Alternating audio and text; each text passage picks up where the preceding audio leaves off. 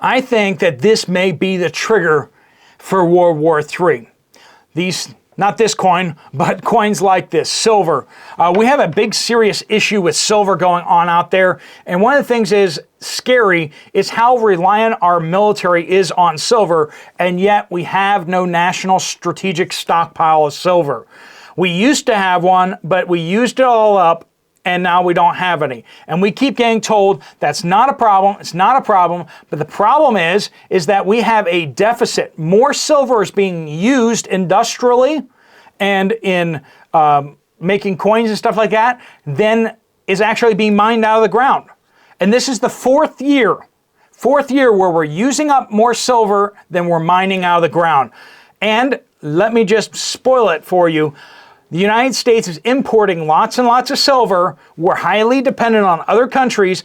And guess what country out there is hoovering up all the silver it can get and buying up mines all over the place? And if you said China, the answer would be correct. Friends, let's talk about this. This is a major strategic issue.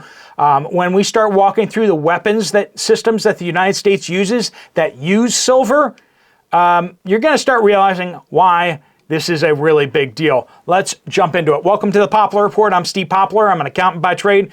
And we talk about things that the mainstream media won't talk about. And in this case, one of the reasons why the mainstream media won't talk about it is because the U.S. Defense Department and all of its military-industrial complex people refuse to talk about this. They're not allowed to talk about this. So we're going to have to read between the lines. Let's look at it. All right, so what type of uses does silver have? Now, the biggest use out there right now is solar panels. And this is one of the reasons why China is scooping up. They control about 80% of their supply chain for solar silver usage. Now, about 10% of all silver mined each year goes into to solar. About 50% of all silver mined each year is used up industrially. Now, as it's used industrially, very little of it is ever recycled.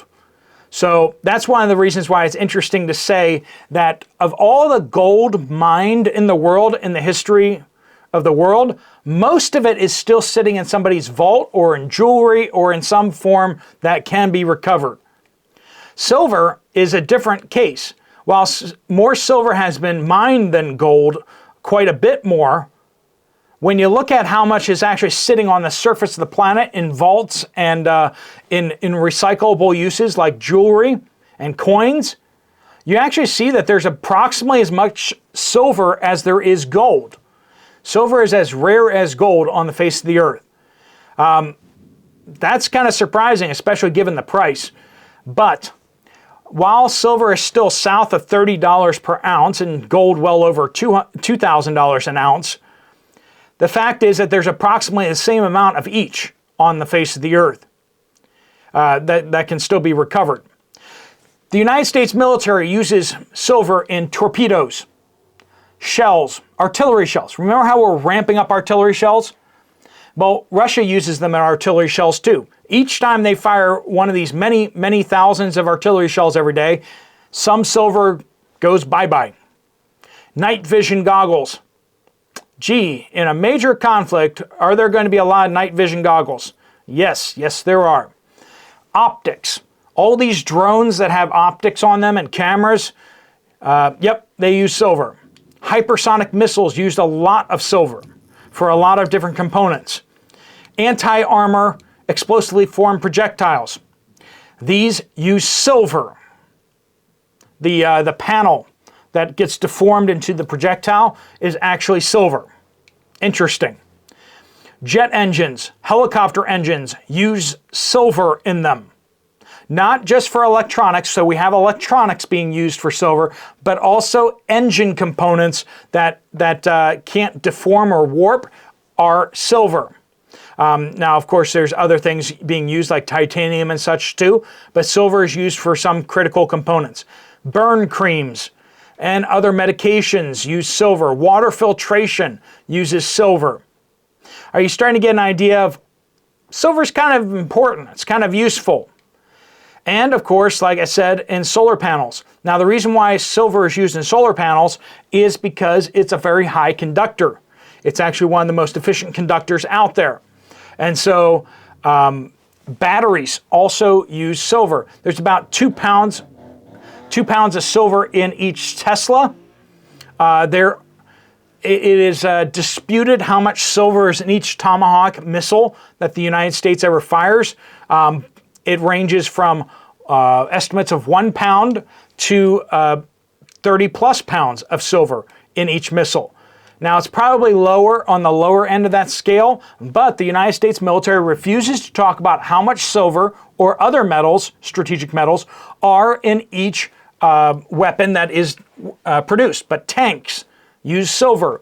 Warships use silver. Missiles use silver. Satellites and space stuff uses silver a lot. So, as you can see, we're using silver in a lot of places. We used to have a national strategic stockpile of silver, 146 million ounces at the end of World War II.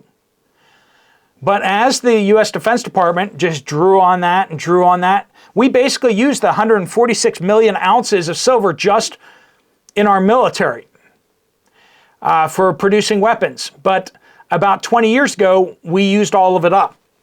And since then, they've been buying silver on the open market. So that is why, where we are now, total silver usage for solar panels worldwide is 140 million ounces per year. The United States imports 65 million ounces of silver each year. So almost a little less than half as much as used globally to make solar panels is how much silver the United States is bringing in. So about 5% of global production of silver is being imported into the United States. And as China is going around gobbling up all the mines that are making silver, and China controls the refineries that are refining the silver that comes out of those mines. Now, one of the things that people don't realize too is that most mines that produce silver are not targeting silver. It's a byproduct. They're going after copper, and out comes some silver, and they're like, hey, there's some silver there. That's cool. They're going after gold, and they're like, yeah, there's some silver in this too. We'll cast that over there, and we can sell it for something. But most mines that produce silver aren't actually trying to dig silver out of the ground. So it's usually a byproduct of other things, and that is important to note. Why is that? Because if silver price goes dramatically higher, we're not going to see mines like, okay, well, let's crank up production of silver. They can't because they're not even targeting silver. And there are very few silver targeted mines out there. There's only a couple down in Mexico. Most of the others basically produce multiple things. And then what happens is China comes in and says, well, how about this? We won't buy your mine, but what we'll do is we'll agree to buy all of your silver. All of that silver will come to us. You'll sell it to us at these rates. We'll guarantee you price rates for many years to come. That'll be good for you. And then we'll lock in our silver supply for many years, and we're all good. Well, the problem is, since the United States is trying to import so much silver, and a lot of the silver is being used by the Defense Department. When we start ramping up artillery shells, we're going to need more silver. When we start ramping up hypersonic missiles and Tomahawk missiles and interceptor missiles, they all use silver, silver, silver. How many thousands, millions of pounds of silver are we going to need as we ramp up military production for World War III? And will China stop selling it to us? This is a situation where we have with other things too. But I haven't even gotten to the worst part yet.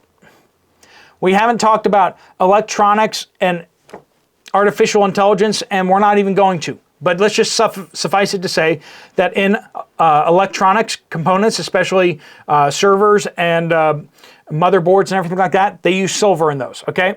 But the real issue is how our banks have been playing games with silver. The the U.S. market likes to gamble and wager on things like commodities, as we call them. Commodities like they can be anything from grain to tomato paste to orange juice to metals, oil. This is how we get our prices for oil, is by these commodities markets. But one of the commodities markets that is kind of an unloved one is silver. But banks love to short silver. So they basically sell silver that they don't actually own in order that they will then purchase it later in the hopes that it's going to be down in price. We have multiple years worth of mining, like global silver mining. We have multiple years being traded per day, which doesn't make sense because there's not that much silver wandering around, okay? They have a little bit sitting in their vaults, but when we start talking about for every 1 ounce of silver that they have in these vaults, well, globally available, 80 ounces of bets are made on this silver. We have a very low amount of silver, and people who even own silver, supposedly, they own a promise of silver from the bank. These banks are double dipping, triple dipping, quadruple dipping, in a lot of cases 5 times. People who own silver have been doubled up 5 times on the same ounce of silver. So for every ounce of silver that somebody thinks they own, there are 5 different people who think they own that ounce. Now this ounce right here, I'm the only one who owns this one. And let's just say I have a few of these. And these are my smaller denominations. I really actually like the kilo bars because they're you get a lower price per ounce on those things. But anyway, silver bullion is important for U.S. defense. And when World War III starts, guess what else silver is used for? And if you said nuclear weapons, you'd be absolutely correct, because nuclear weapons use silver. New quantum computers use a lot of silver. When you go around, it's just like it's used for so much stuff. It's even used for investment purposes. And when gold goes up in price, silver goes up in price. But at the end of the day, we have all these banks making these leveraged gambles on silver that they're not prepared to back up. And if they go out on the market and try to buy up enough silver to cover their bets, they're going to find that there's not that much silver out there. Like I said at the beginning of the video, this year it's projected that we're going to have a deficit of 215 million ounces. And this is the 4th year in a row where more silver is being used than is being dug out of the ground. That's a problem. So the available silver wandering around the planet has gone down by about 20,000 tons in the last 4 years. 20,000 tons of silver has been used up in solar panels and warships and nuclear weapons, all sorts of things. 20,000 tons of silver off the market, less than what we had 4 years ago. And that's not going to change anytime soon. New silver mines aren't being pulled out of the ground because they've been manipulating the price of this down so far. Silver, according to actual mathematicians and economics and stuff, say that silver should be somewhere between $100 and $150 an ounce. But because of market manipulations, it's under $30 an ounce. So basically, a lot of these mines are like, well, we could dig up more silver, but the problem is that it would cost us more to get it out of the ground than what we can sell it for. So why would we? That doesn't make any sense. So they're not producing any of these projects. They're not moving forward with them. They're not even doing exploration on silver. Why? Because it's not worth it. Silver, given how rare it is, should be potentially even on parity with gold. I know that sounds crazy to talk about. So there's some speculation out there that silver, since there's as much silver as there is gold out there on the market, it should be priced about the same. And that would mean this 1 ounce of silver should be worth over $2,000. Now that's probably a little far-fetched. But historically, Silver has often gone for 5-to-1. So do the simple math on that. Gold at $2,000 or $2,100 an ounce, and silver, if it's worth 1/5 of that, $400 an ounce. That's over 10 times as much. If it starts moving that direction, if it just starts moving that direction, you're going to see banks implode. Banks are so short on silver. We're talking about billions and billions of dollars worth of bets against silver. They can't cover it. Just like GameStop. Why does GameStop keep exploding upwards? Oh, it's because all these crazy people are buying it up. No, the problem is that you have, say, 10,000 shares of GameStop. There's more than that, right? And these big hedge funds and everything like that were short 15,000 shares of GameStop. And so some people just went out there and just kind of said, well, if we just buy up all the stock, these hedge funds won't be able to buy to cover. They won't be able to buy up their stock so that they can sell it back to get out of their positions. We can squeeze them and make them buy it back at a really high premium, and they're over a barrel. They can't do anything differently. They have to, because it will become so expensive for them to hold on to those losing positions. What keeps a foreign country like China from dropping $50 billion and blowing up the silver market? If they just go out there and just buy up all the physical metal, between them, Russia, the other Brics countries, if they all just buy up the silver metal, then U.S. banks are caught flat-footed and all their vaults go empty, and they have all this debt that they can only pay in silver. And this is the kind of situation where, yeah, they could spend $20 billion to build an aircraft carrier, or they could blow up the U.S. economy for $50 billion, and they'll make a profit doing it. No brainer, right? No brainer. And that's exactly what the Brics countries are doing. They're emptying out all the vaults of silver. And this is like a financial shot across the bow of the United States. It is the Achilles heel of the U.S. markets. And I've been saying so for years. You might want to get out there and get some physical metal, physical silver. Gold is they're doing something similar like that, but there's enough gold out there, and gold is expensive enough, it's hard to corner the market. But silver is cheap enough that you really can buy it all up. The Hunt brothers did that back in the 80s. They looked at their portfolio and they're like, we could buy up all the silver, and then no one else will have silver. And they did that. But the problem is that the powers that be went after them and destroyed them. I mean, their plan was sound, but the banks, they borrowed money from banks in order to make this happen. And the problem is the banks got tapped on the shoulder by the feds and got told, call in those loans right now before they could fully execute their plan. But they sure made a bit of a dent because they realized that the silver market was small enough that they could corner it. The problem was they borrowed money to do it. What about China? What about these other countries? Oh, they could easily do it with no questions asked. And if you think that they haven't thought about it, but right now they're quietly buying up gold, but they're also quietly buying up the silver too. At some point, we're going to have a crisis point here, and that very well could start World War III.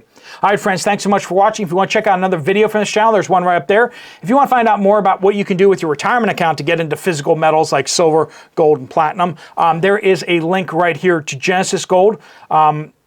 If you have to have your retirement in something, having it in physical metals might be a good thing to do.